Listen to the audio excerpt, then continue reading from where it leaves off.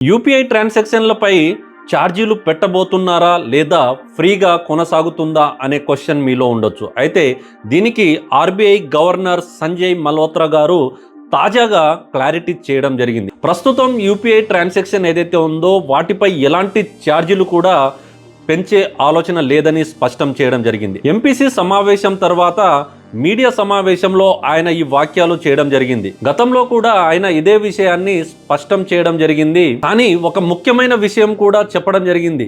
ఆయన ఏమన్నారంటే, నేను ఎప్పటికీ యూపీఐ ఉచితంగానే ఉంటుంది అని చెప్పలేదు. యూపీఐ లావాదేవీలు ఖర్చులు ఉంటాయని చెప్పడం జరిగింది.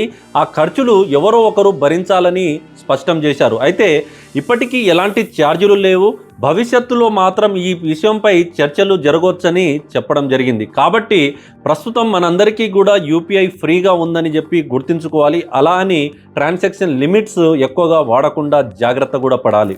రిస్కీ ట్రాన్సాక్షన్ హై, ఆప్ ఇస్కో నా కరేं. సో ఇలాంటి మోర్ అప్డేట్స్ అండ్ ఫ్యాక్ట్స్ మీరు మిస్ అవ్వకుండా ఉండాలంటే follow learn to earn Telugu business channel. Thank you so much.